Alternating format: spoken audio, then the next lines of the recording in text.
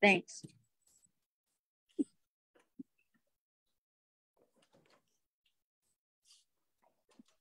What?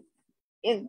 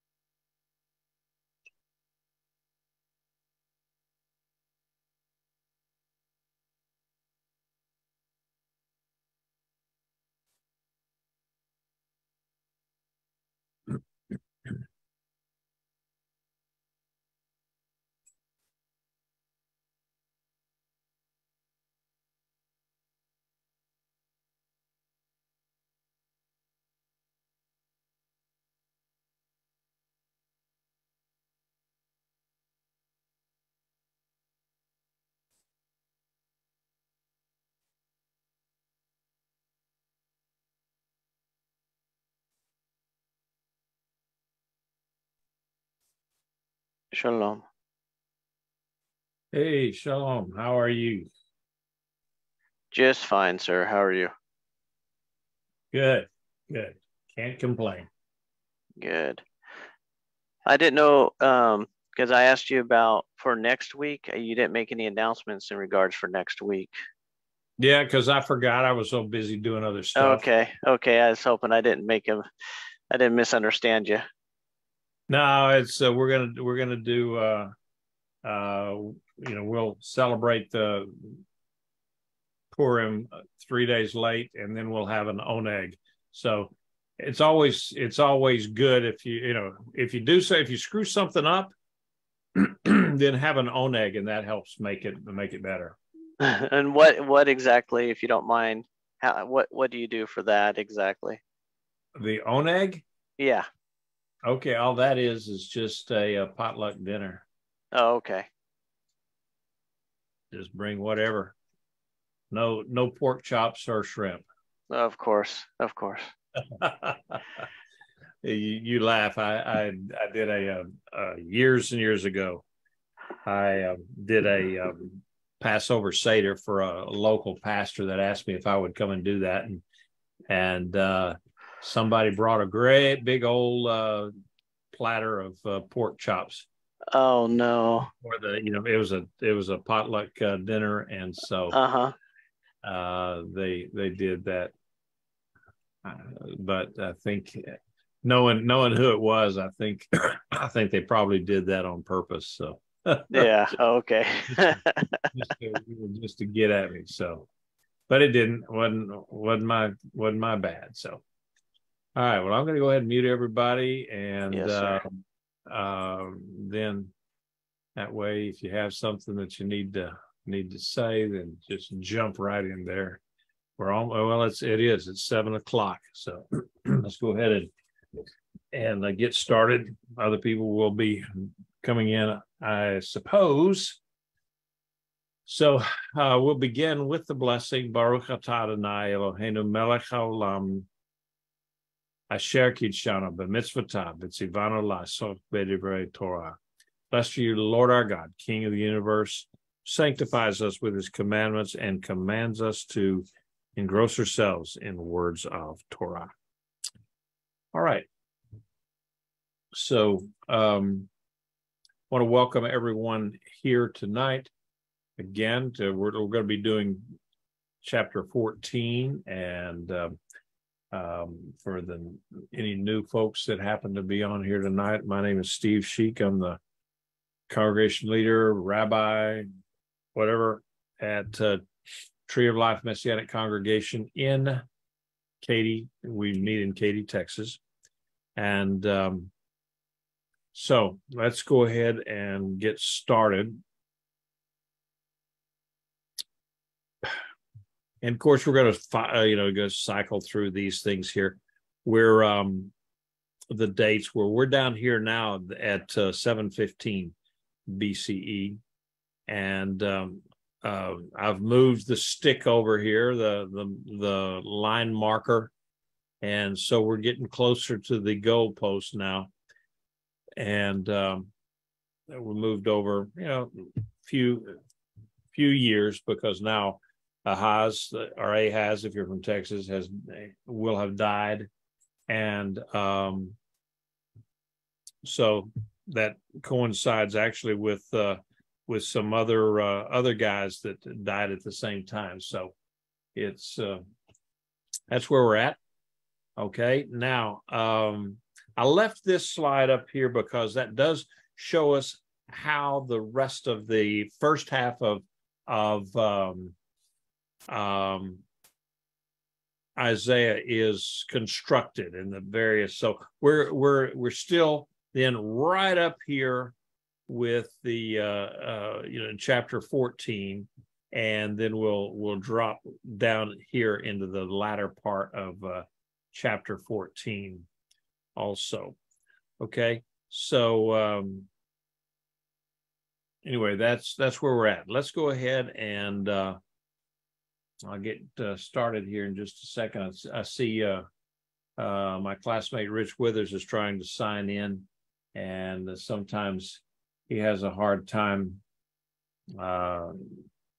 signing in from the People's Republic of Washington or Oregon, wherever it is that he is up there. I forget which state he's in, but he sometimes has some internet problems. But anyway, we'll get going here. All right. Starting off with verses 1 and 2. For Adonai will have compassion on Jacob and will again choose Israel and settle them in their own land. The outsider will join himself with them and will cling to the house of Jacob. The peoples will take them and escort them to their place. The house of Israel will possess them in the land of Adonai as servants and handmaids. They will take their captors captive and rule over their oppressors. All right, so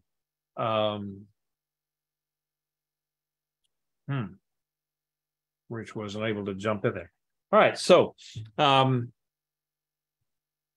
this chapter here, of course, is it's a sequel. It doesn't jump into another theme or another scenery or anything like that.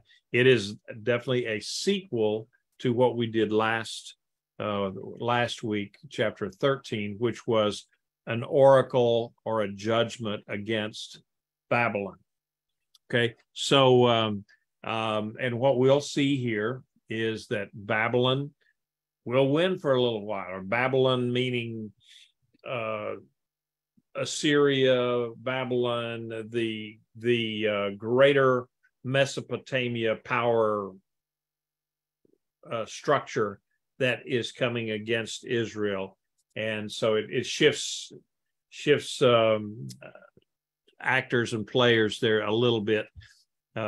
Assyria and then Babylon, and Babylon and Assyria go back and forth at each other for a little while, trying to get the upper hand. Eventually, Babylon gets the upper hand, and then they're there for a little while, and then the Medes and the Persians come together, and then they defeat Babylon. But so that's what, when we're talking about here in chapter 14. It's talking about Babylon, but it also means Assyria, of course, and the greater, like I said, the greater Mesopotamia power grid, power structure that is there. So, okay, so we see that verse 1 is an epilogue. It follows, and it begins with the Hebrew word ki, meaning for.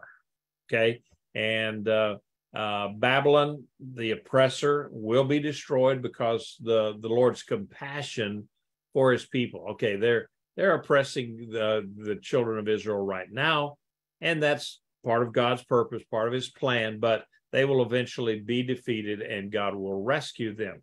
So Isaiah in this chapter has expanded his view from just talking about Judah, because a lot of the things that Isaiah talked about and he prophesied about was the nation of Judah, which was the southern part of that's the southern kingdom, and then you have the northern kingdom. But by this time, the northern kingdom has already been defeated by the Assyrians. That fell in 722. And so here we are about 7 years later, 6 or 7 years later, when Isaiah is doing this particular prophecy or oracle against Babylon. And so, God chose Israel while they were in the midst of slavery in Egypt, and he chose them and he brought them out. Well, he's going to choose Israel again, and he's going to draw them out of Mesopotamia. They're going to eventually leave the captivity of Babylon. Now, it talks about, this choosing of Israel doesn't speak so much of Israel's status before God as it does of the individual Israelites' experience with him, God's choice of Israel they're supposed to be the bearers of the covenant. And this was, of course, given to them in Genesis 12, where God made the covenant with Abraham. So the prophet is here reminding the Israelites, from Israel and Judah, that and also not only them but the ones in the future, that whatever punishment, whatever discipline may come their way, it doesn't mean abandonment. God will once again choose, and he will choose them. Why? Because he made a covenant, and he never, ever, ever breaks a covenant. So the result of choosing will be that, of course, Israel will be put back down into their own soil again. They're going to be drawn back in. Now, we had one exodus from Egypt into Canaan. Then there's the second exodus would be from Babylonian captivity back into the land. And then, of course, there will be a third exodus, a greater exodus, still sometime in the future. Now, they also talk about here how that the nations will attach themselves to Israel, want to be a part of Israel. And a lot of commentators don't really like that, because a lot of the commentators that we read, of course, in English, what are they? Well, they're more Christian oriented, and so they don't like the idea that the Gentiles are going to be subservient to the Israelites, or to the Jewish people. And part of that, I think, comes from the idea of supersessionism or the replacement theology that has in some places taken hold, and a lot of people say that, well, the church has replaced Israel because Israel rejected the Messiah, and so God is no longer dealing with Israel. And that's just totally false. Of course he is, because he's never going to break a covenant, and so Israel is his chosen people. And so anyway, they don't like the idea of the Gentiles wanting to be a part of Israel and, basically being the servants, as it says. But when you get right down to it, look at history. The ancient peoples of, say Babylon, Assyria, Babylon, they're gone. That nation doesn't exist. It's really very few nations still exist. Egypt, of course, still exists, but it's just, it's a backwater place now compared to being the world power. The gods and deities of Canaan, Marduk and Baal and Chemosh, they're all dead. They're gone. But Adonai, the God of Abraham, Isaac, and Jacob, lives on, and God's people continue to live on. This week, we'll be starting tomorrow night, actually. We'll be beginning the festival of Purim. And, that's a classic example of kind of a Jewish thing. They tried to kill us. We won. Let's eat. And so we still are surviving today. And we see that Isaiah is predicting the second Exodus. And you could also look at these words and see that he's also looking at the a future reference, future Exodus back into the promised land. And so I guess you could say it would be a homecoming back into the promised land rather than an exodus. All right. It would be an exodus out of the diaspora, out of the world, and then back into Israel. All right. So that was confusing enough. And any comments or questions anybody might have on that? Okay. Going ahead, verse 3 and then half of verse 4. Now in the day when Adonai will give you rest from your sorrow and your turmoil and from the hard service you were forced to do, you will take up this taunt against the king of Babylon and say, all right, so Isaiah had described the future destruction of Babylon in chapter 13, verses 17 to 22, those verses. And now he related the coming destruction that is coming to the nation, the empire of Babylon. He's now kind of honing in on the Babylon's king, their ruler. So after God gives Israel a rest from her captivity, after coming out of Babylon, actually, she would taunt. Now, the Hebrew word here is mashal, and it means to bring to light the truth about. And so I don't know if there's an English verse. I guess we could say it's an expose. It would be another way of putting that. But it's going to be pointing out that Babylon's, it's turnabout now. That Babylon's proud ruler, who had, been proud, haughty, and taunted Israel and all the nations, actually. Now he's going to be destroyed. He will be killed. Now, his death would be, according to Isaiah, would be an occasion for joy, not sorrow. And so in view of the description that follows, Isaiah evidently, okay, he did not describe just one certain king, okay? There's been several commentators try to say, well, this was Sennacherib, or this was Sargon II, or this was this guy, and one of them says, well, it would have to be Belshazzar or whatever. I think we could roll them all up into just saying the rulers of the greater Mesopotamian ruling class. It's kind of like we could say in our own country, we would maybe say we would use the word the White House, meaning or the U.S. government or something.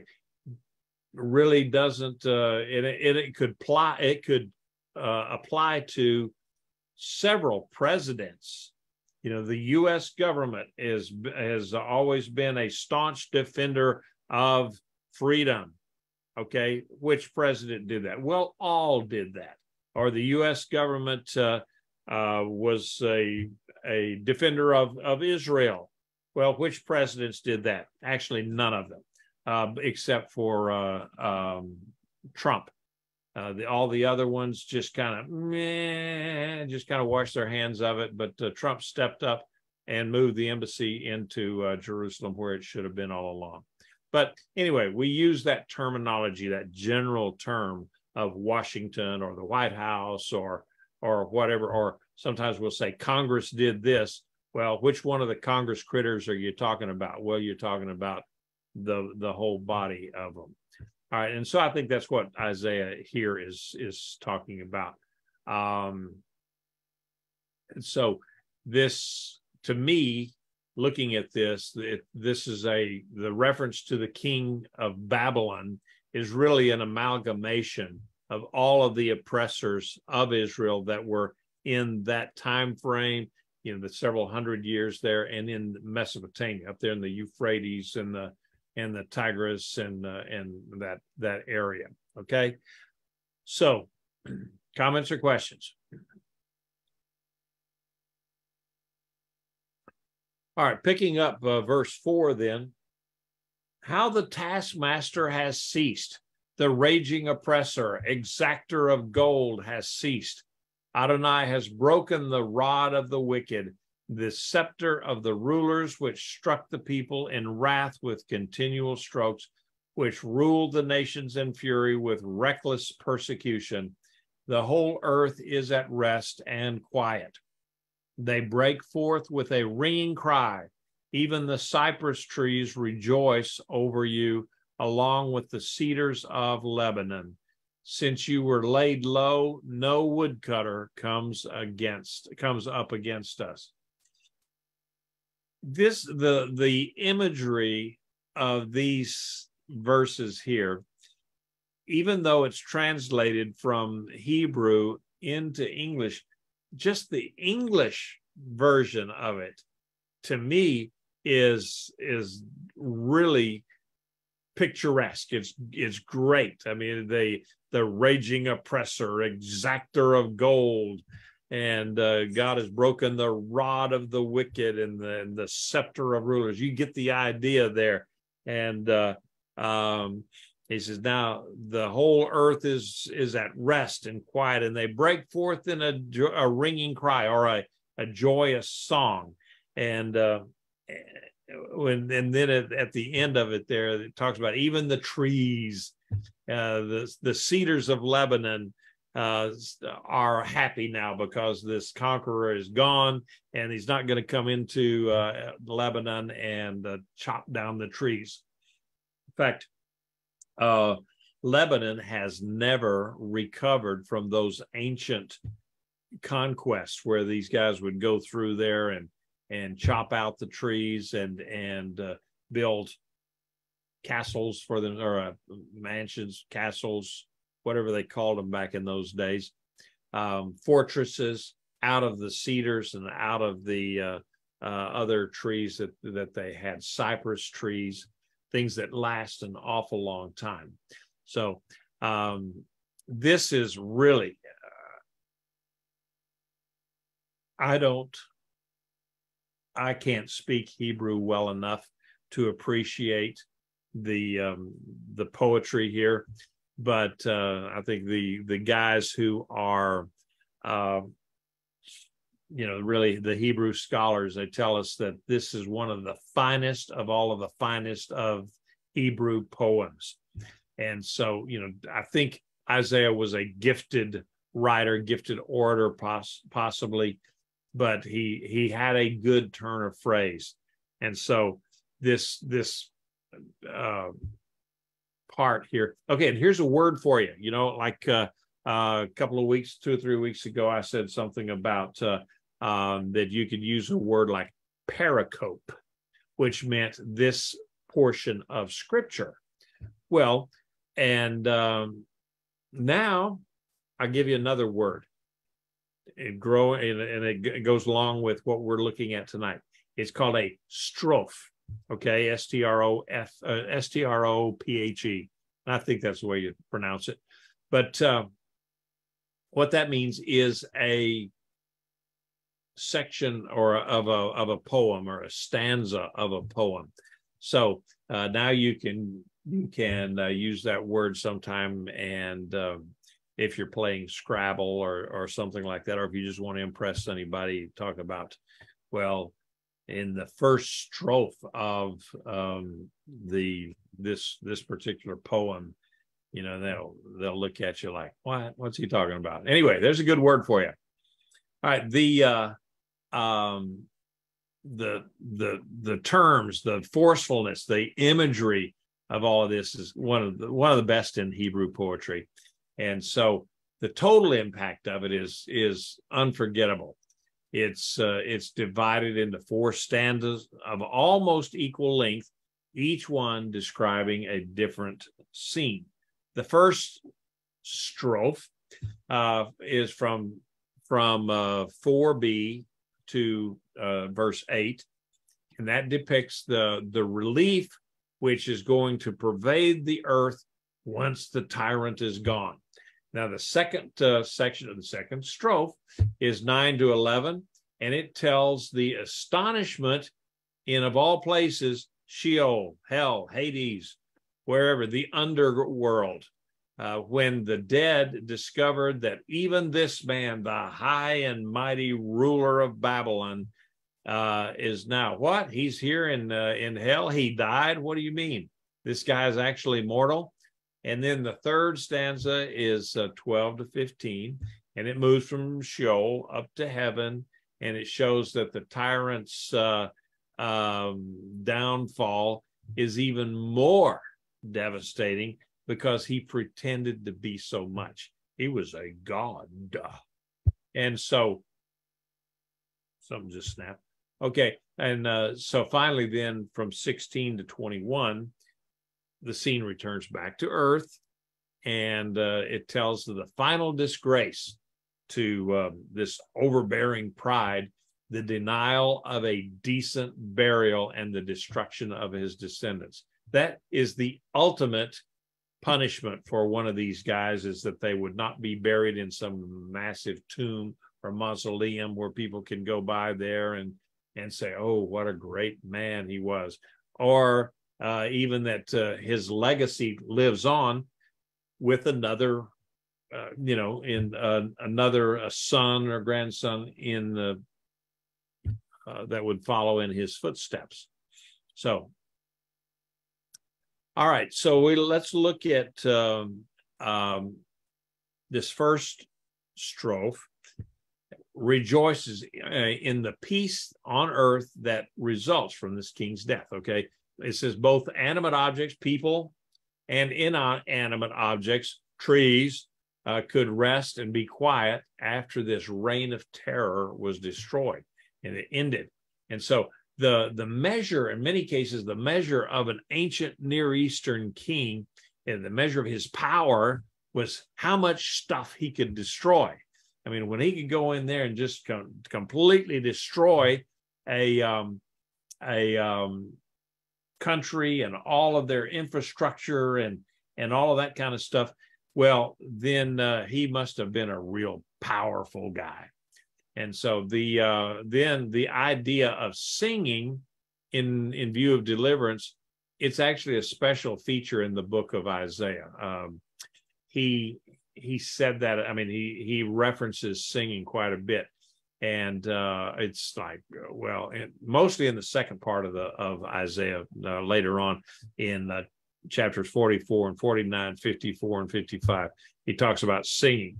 But it also appeared in the first part, and here and back in and it'll be in chapters 24 and 26, which we haven't gotten to yet.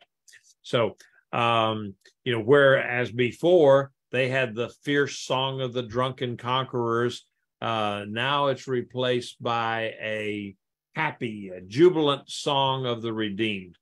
Much happier, much nicer song than a bunch of conquering heathens,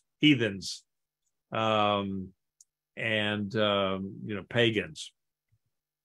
So in place of the wailing of mourning for this death of this king, there's going to be a spontaneous outburst of laughter and joy.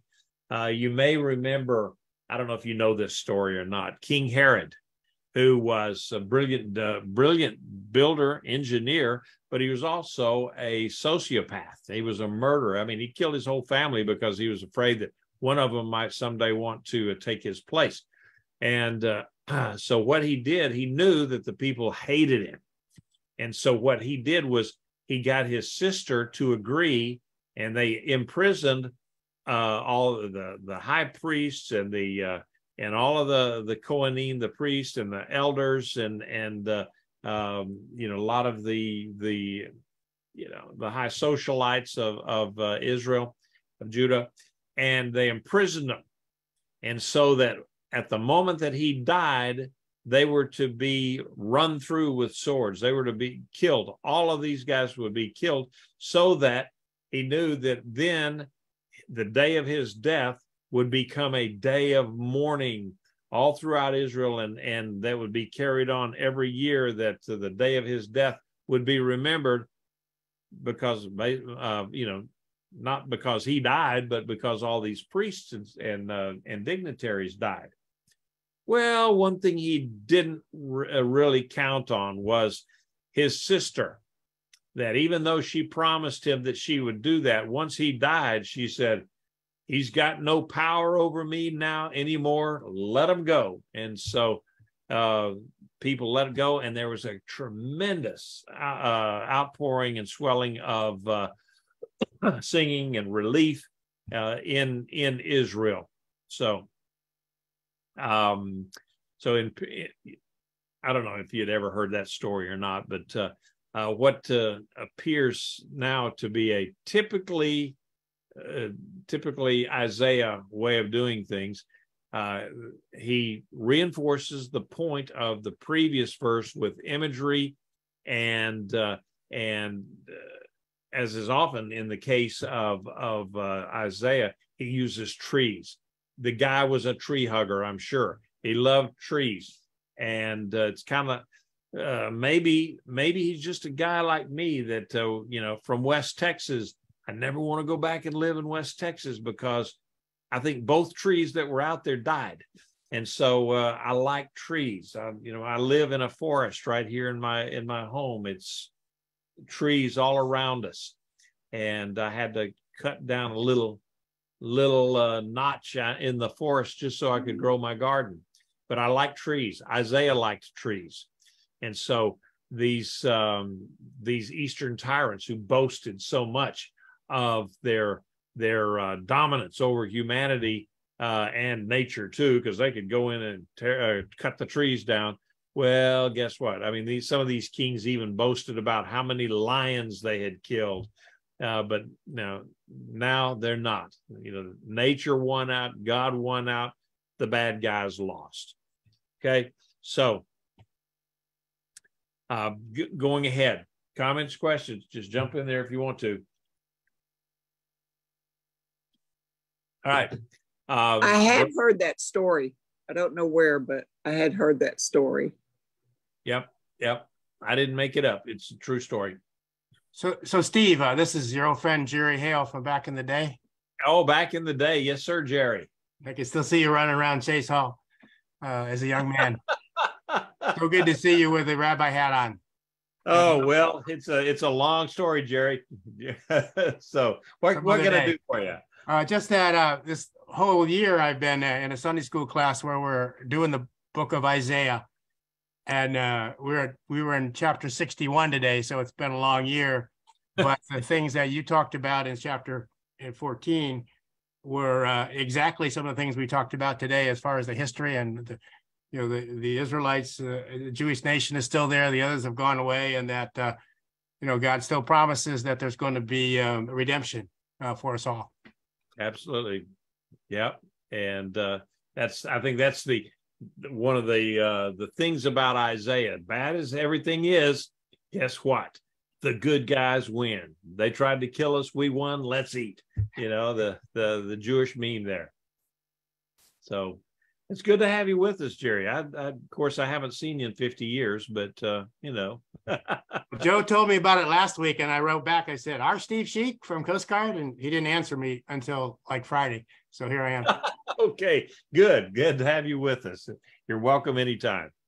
And if you'll send Jerry, if you'll send me an email, SSHEEK@Hotmail, I'll put you on the distribution list, and then that way you'll stay up to speed as to what I'm sending out. Okay, happy to do that. Good deal. All right.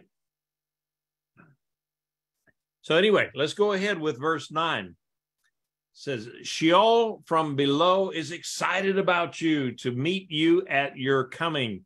He stirs up the dead spirits for you, even the chief ones of the earth. He makes all the kings of the nations rise up from their thrones.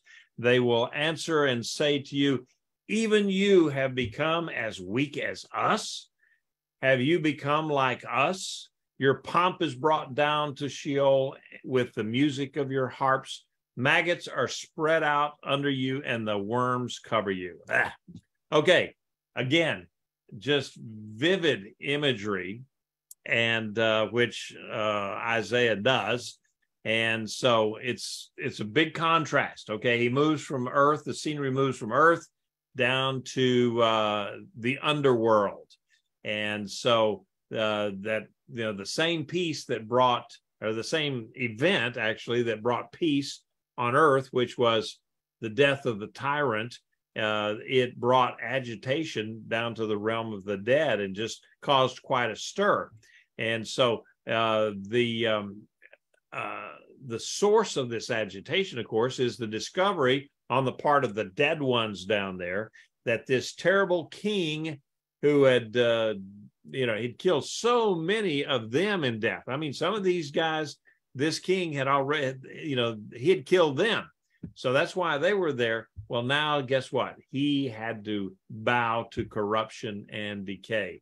So it pictures these departed kings as seated on their thrones in Sheol. I think, again, that's kind of poetic, because I can't imagine all these guys in hell just sitting on thrones. But anyway, that's the imagery that pops up here.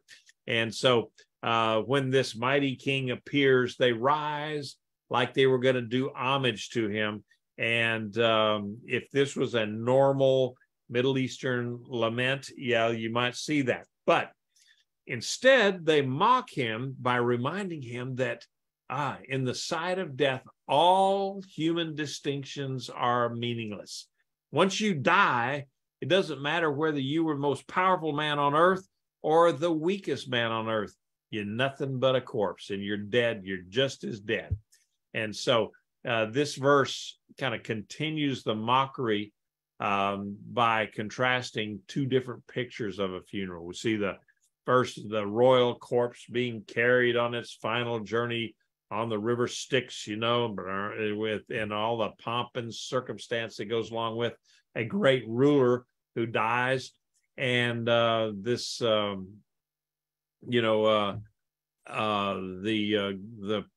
funeral dirges and all the stuff. Just imagine the composer Elgar and some of his compositions that would be played, and the corpses decked out, or if they were Vikings, they put them in the boat, and then they push the boat off and then light it and all that.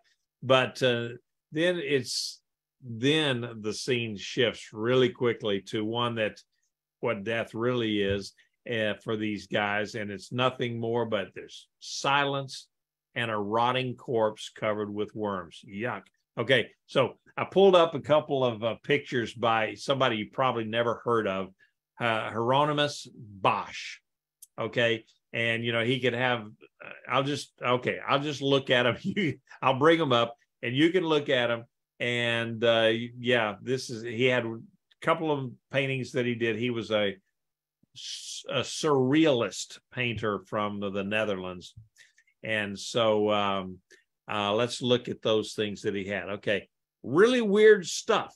And one of the themes that he had was the opening, the open mouth and things being thrust into it, and like the corpse with no head and so forth. And you look at these things, and these are large paintings, so you'd have to really home in on them. But they're really weird and almost demonic in a way.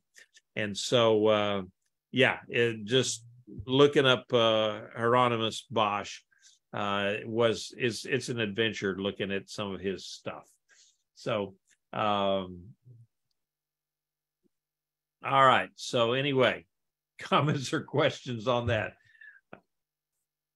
I don't know if any of you ever had seen any of his stuff, but it's weird.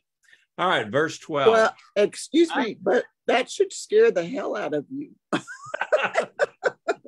Well, I sure hope so. Yeah, that it's a terrible, terrible scene.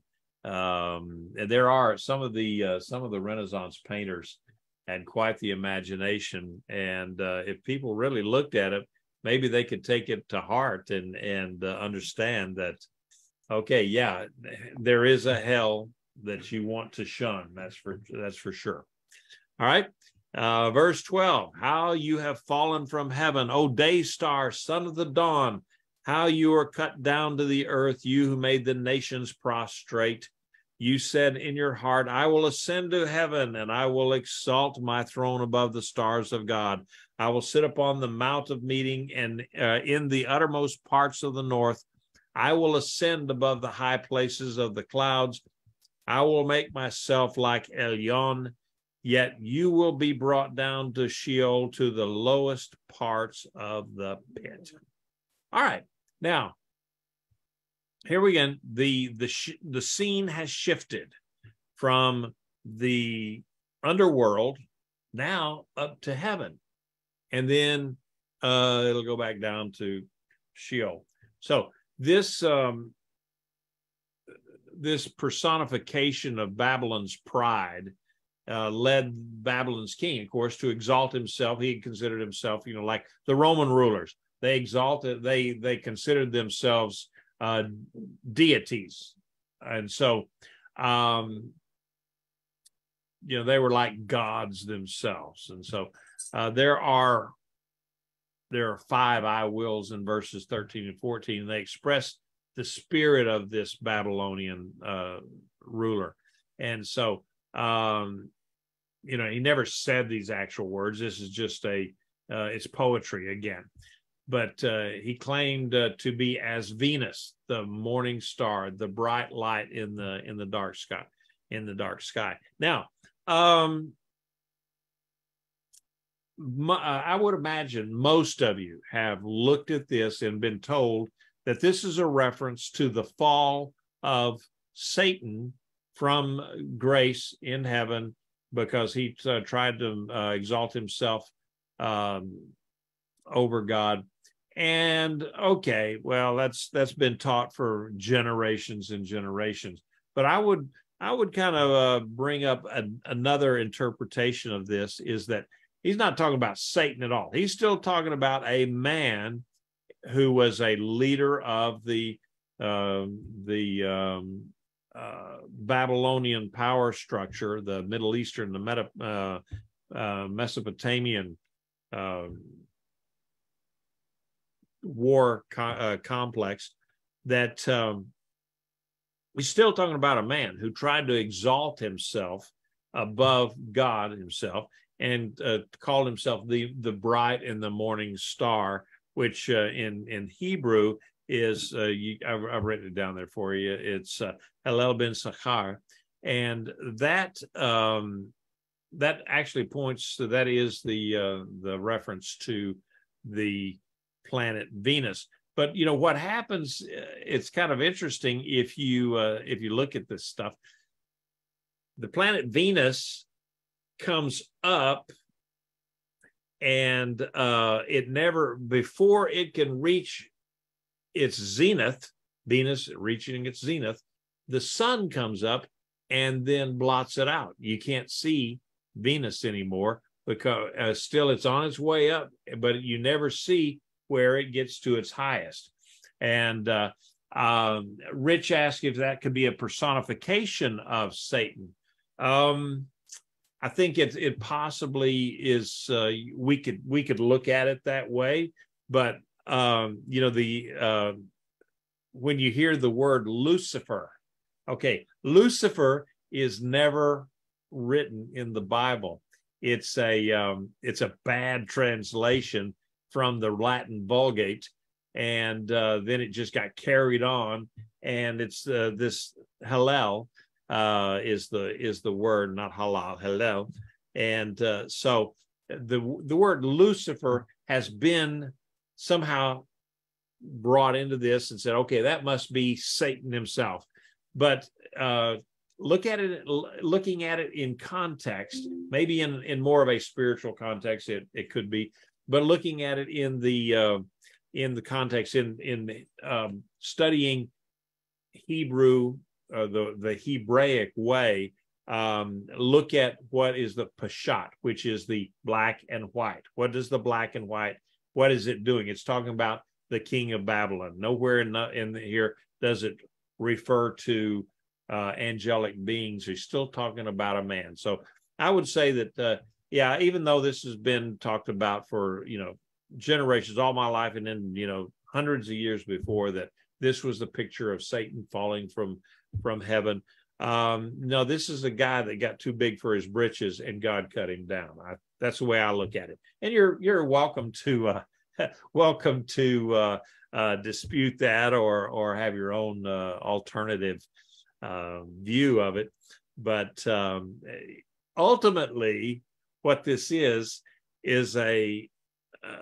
it's the story of the creator versus the created. The creature is trying to be greater than his creator, and it's the way I look at it anyway. And so, bottom line, no matter who you are, how big you are, no matter how how powerful you may think you are, eventually you're just going to be a bag of bones. And you look back at all of these powerful potentates all over the world, that all of the Caesars and all of the pharaohs and Alexander the Great, and then you go into modern history with some of these guys that, guess what happens to all of them? They're all dead. They all suffer the same fate, and they all die, as we all will. And that's a big equalizer, because all of us are going to die someday. But those that have followed God and His Word, and certainly those that have accepted Jesus, Yeshua, as their Savior, okay, that's a little bit different kind of death. And so I did a funeral last week before of a lady who had devoted her life to service and had early in life become a believer. And so it was a joyous occasion to do a funeral for that, because it's not like those that have no hope. We did have a hope. And looking more into, I'm sitting here thinking while my mouth is running, also on Rich's idea of the personification of Satan. I think there is a parallel in there, because Satan tried to exalt himself above God, and he was angelic, and God threw him down. And so here's a man who exalts himself to say, I am a God. And so what happens to him? God says, yeah, okay, well, you're dead now. What about that? And so, whereas, Satan is going to be a little bit longer lived, and eventually he will get his comeuppance. But this earthly ruler, this mortal ruler, didn't have that long of a lifespan. But yeah, there are parallels up there. I think that, and so, and maybe in a personification of Satan, yeah, and a parallel. That's I don't know if there's another word for that anyway. But yeah, I think that there, it's like somebody says something, you say, I resemble that remark, and that's, I think, what Isaiah is saying here about the king of Babylon. That would have been similar to the fall of Satan from heaven. And I hesitate to say Lucifer, because, like I said, Lucifer's not even in the Bible. Yeah, Carmen. And what I thought about was, okay, the Tower of Babel, when they got too big, and he just, that's it, that's enough of that. But what I really liked was when you said the powerful, or we were speaking about this king, the powerful ones who destroy the infrastructure will be destroyed. And immediately I thought about Putin, who's just gone in and just totally destroyed for just, it's not a good reason. And so he will get his come up. He will get his. The sad part about it is how many people have lost their lives because of it. But there again, this is nothing new. Hitler did the same thing in World War II, just charging through. Took over. First with the Anschluss, and then he took over, the Czechoslovakia, and then went right through Hungary, Poland, and so forth, trying to take over all of Europe to set up the Third Reich. And so we know what happened there. It all eventually comes to naught. And even the power of China through Mao Zedong, where he, goodness sake, his Red Revolution, how many millions did he kill? How many did Stalin kill? Stalin killed 20 million of his own people. And so we'll see here later on what killing your own people does for you. All right. So let's go on, because I'll have to talk really fast, and that's hard for a Texan to do. All right. So again, we don't know who this king was. There's been all sorts of okay. Rich says, cross-reference that man of sin, 2 Thessalonians 2, 3-4. Okay. And I'd have to pull that up. Well, hey, I can do that pretty quickly, I think. Oops, let me get out of the Hebrew. 2 Thessalonians, what is it? 2, 3-4.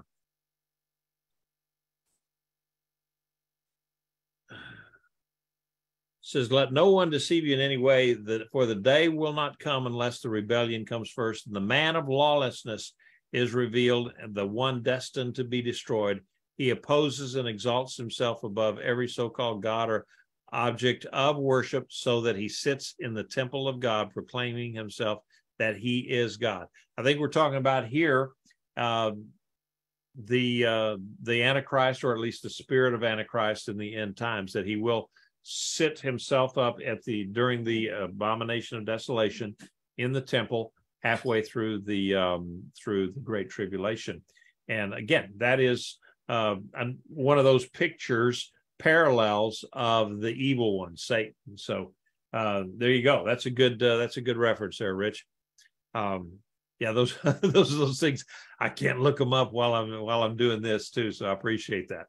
All right. So verse 16, those who see you will stare at you, reflecting on what has become of you. Is this the one who shook the earth, who made kingdoms tremble, who made the world a wilderness and destroyed its cities, who never opened the house of his prisoners? All of the kings of the nations, all of them lie in glory, each in his own house. But you are cast out of your tomb as a discarded branch. garment of the slain, pierced with a sword, dumped into a stony pit, a corpse trodden underfoot. You will not join with them in burial because you ruined your land. You slaughtered your own people. The offspring of the evildoers will never be named.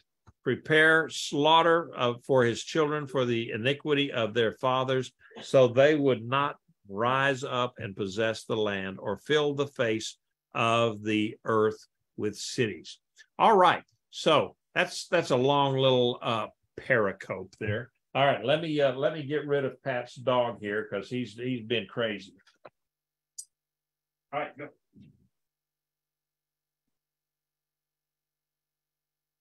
For a little bitty dog, he sure can make a lot of noise. All right, so where are we at? This final scene of the poem returns back to Earth. And that's where the cycle actually began. And here the king is portrayed in his ultimate disgrace. What is that? An unburied corpse. There's a sense of wonder among the onlookers, mostly of awe, though. I mean, they just look at that and they say, wow, this is the guy that was so terrible and that he killed so many and made the earth shake because of his power. And here he is, deader than a doornail. And so for these people back in those days, the supreme insult was to die and not be buried, just to let the vultures have you, the coyotes. I don't know if they had coyotes, the wolves, the dogs, whatever, that they would come in and eat the bones. Like, well, Jezebel was one where she died and the dogs came in and licked up the blood, and so that was kind of an insult to her. So that was you remember that when King Saul, in our Haftarah portion last week, I taught about King Saul and his downfall, and how that he was killed in battle, or he killed himself in battle, and his son Jonathan, so that they wouldn't be taken prisoner. Well, then what the enemy did was they came and chopped their heads off, and then hung the bodies up on. They put the heads on a spike and then pike, and then they put the bodies, hung the bodies up off the city walls. So that was a big insult, and so that's why the people of Jabesh Gilead, which that's home of Saul and Jonathan, how that they risk everything, such a great risk to go up there and retrieve the bodies so that they could bury them. So it was a big deal not to be able to be buried.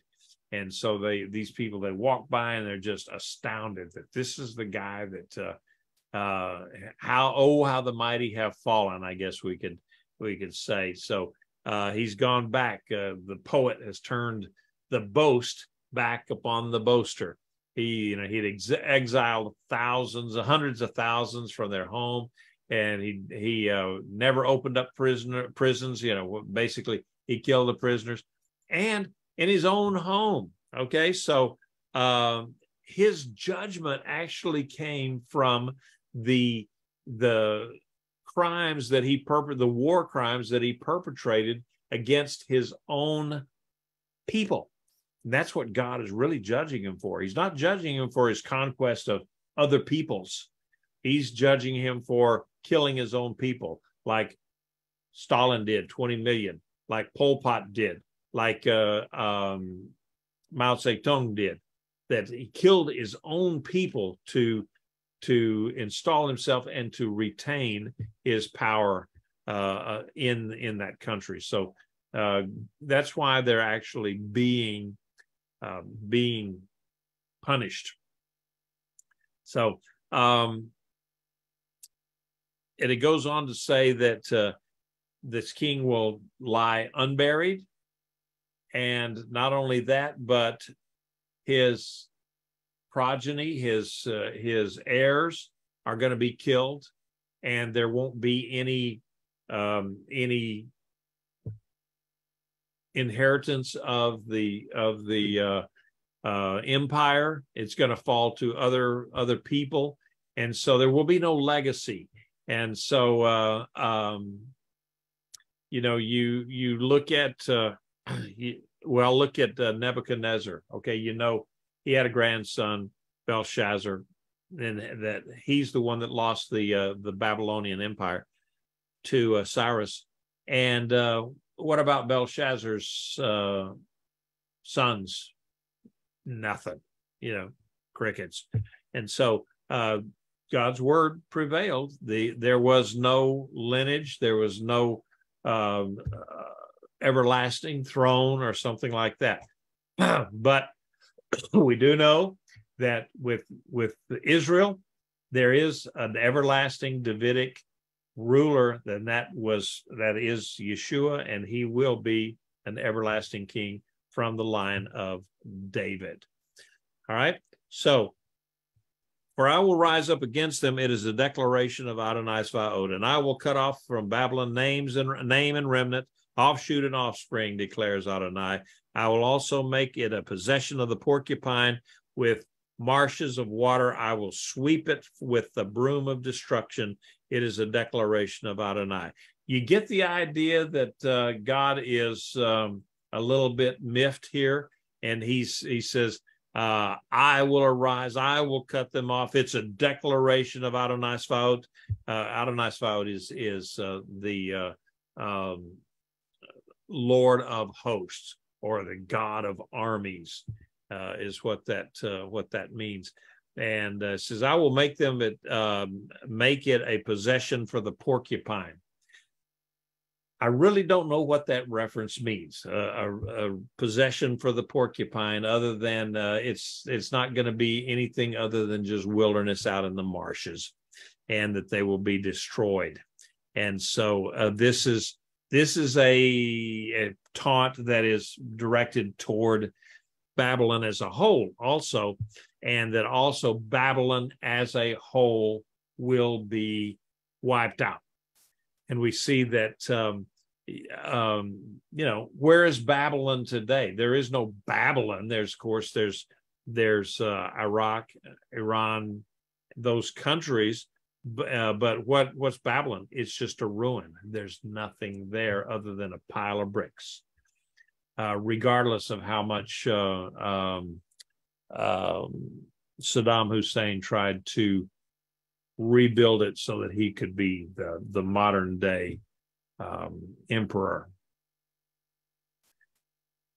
Verse 24, Adonai Svaot has sworn, saying, surely as I thought it, so it will be. As I have purposed, so it will stand. I will break Assyria in my land. On my mountains I will trample him. Then his yoke will be taken off them, his burden removed from their shoulder. This is the purpose plan for the whole earth, and this is the hand that is outstretched over all the nations. For Adonai Svaot has purposed. Who will annul it? Since his hand is stretched out, who will turn it back? All right. So here we see kind of an unusual construct in this. You see that God is actually, he's swearing on his own name. A lot of people today, they'll say, well, I swear to God that so and so, this and that and the other. And God says, well, I swear to, wait a minute, that's me. And he said, yeah, I swear on my own reputation. I swear on my own character that, there's no other stronger oath than when God swears on himself.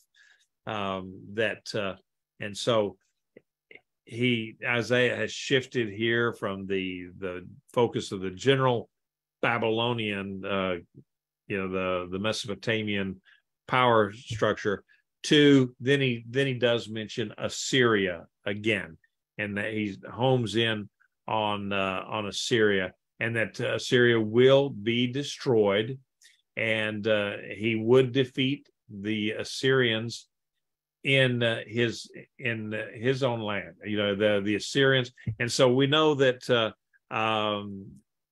there was a fairly good fulfillment of this in 701 BCE, when it said the angel of the Lord came through and slew 185,000 Assyrian soldiers who had surrounded Jerusalem. And it was like a plague or something just came through and they just died. And so then there were later fulfillments in 689 when the Assyrians under Sennacherib sacked Babylon. And then in 539, when Cyrus the Persian destroyed Assyria, Babylon, and so forth. So those prophecies came true because why? God said, "I swear it by my own self." And finally, we get to verse 28. In the year King Ahaz died, came this burden, or this oracle: "Do not rejoice, all of you, Philistia, that the rod that struck you is broken. For from the serpent's root comes a viper, and its fruit will be a flying serpent. The firstborn of the poor will feed, and the needy will lie down in safety. I will kill your root with famine, and your survivors will be slain. Wail, O gate, cry, O city, melt away, all you of Philistia, for smoke is coming from the north, and there is no straggler in its ranks." What will they answer the messengers of this nation? For Adonai has founded Zion, and the afflicted of his people will find refuge in her. So there's another judgment that, or another nation that some people in Judah wanted to trust for protection. And that was actually Philistia, the Philistines. Now, can you imagine the people of Judah or Israel, whatever, their perennial enemies were the Philistines. Look at the stories with Samson and, all of the little battles that they had with Philistines. David had many battles with the Philistines. And so now they're wanting to ally with them against the Assyrians. And God said, "No, just trust in me. I will deliver you if you'll just trust in me." They wouldn't do it. And so, but still, the Philistines were under judgment of God too. And so this, the next few chapters through chapter 17 will be other oracles against the neighboring countries around Israel and around Judah. And so this particular oracle was dated in that it was in 715 BCE, the year King Ahaz died.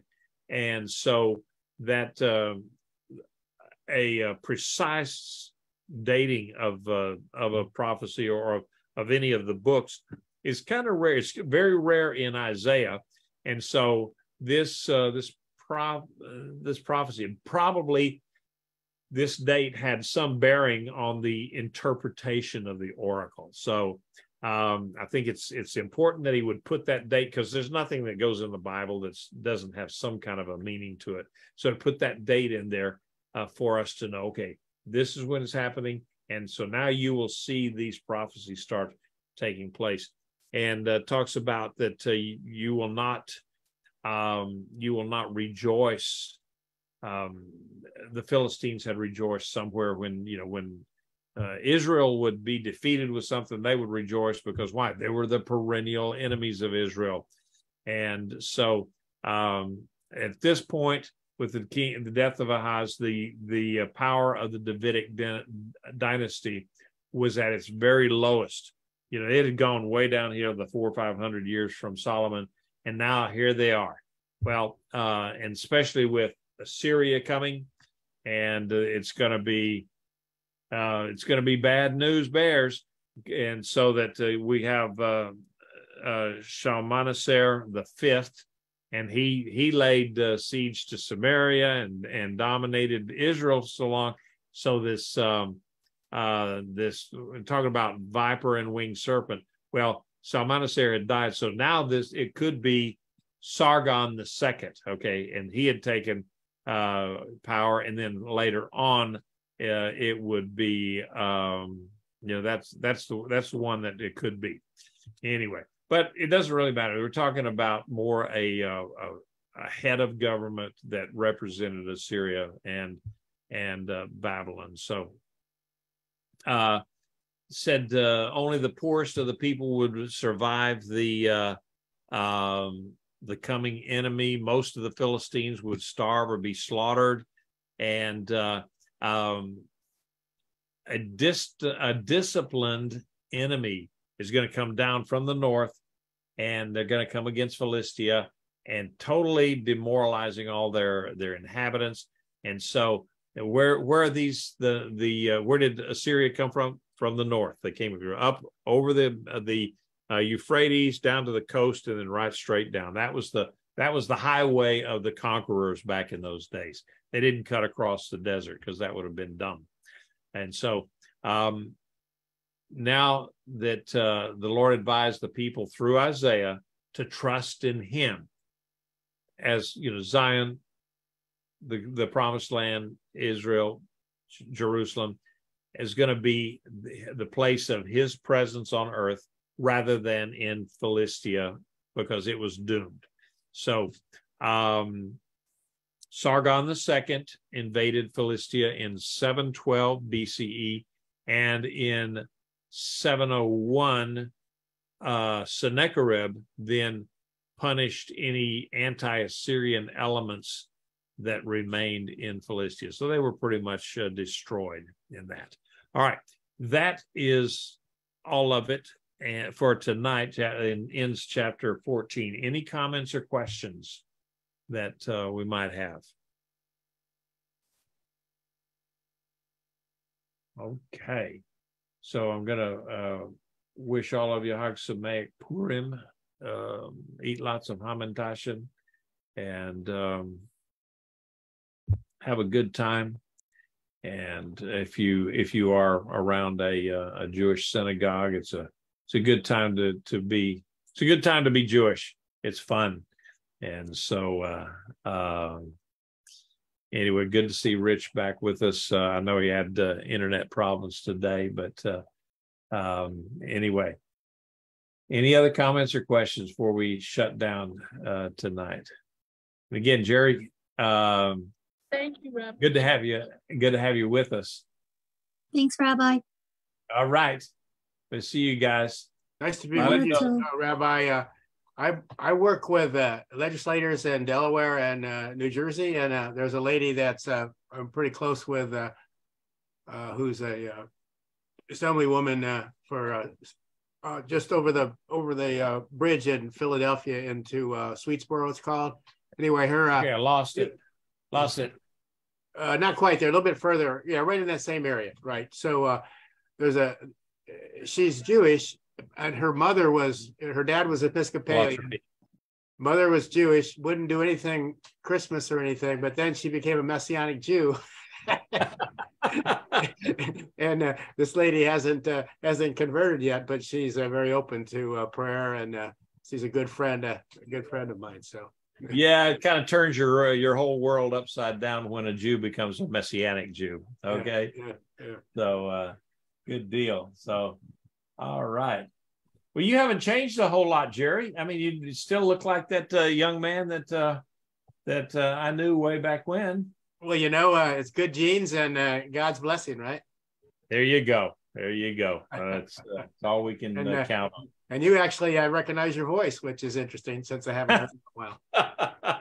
Yeah, that hasn't changed. I try to start out with my radio voice, and then I get excited, and that it goes away. So, yeah, I look forward to hearing your story someday. All right, that would be great. That'd be great. Where do you live now, Jerry? We live in a suburb of Philadelphia called Wayne. It's they call it the Main Line. Okay. All right. Well, I've got some good friends in Philadelphia there at the Beth Yeshua Messianic Synagogue. Oh, I'd like to visit them someday. Where is that? I'm sure you'd enjoy it. Where is it? I don't know. I've never been there. I meet these guys at our conferences and so forth. But I can get you that information. I'll shoot it to you. I appreciate that. Yeah, and I'll send you my my email here. Okay, great. I'll do it now before I forget. Okay, that sounds like a winner. All right. Thanks so much. God bless. All right, we'll see you.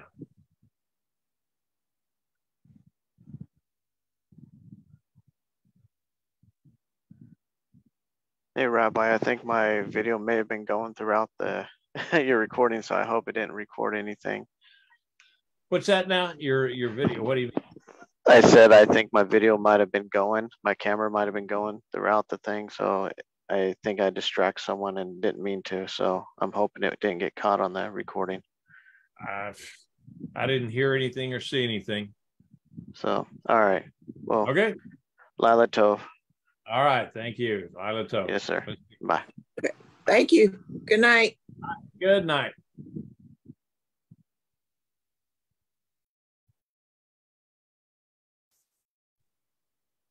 Peace and blessings, Rabbi. Hey, thanks, Joe. You take care now. You too. Love you, man. Love you, Dick. Like a brother.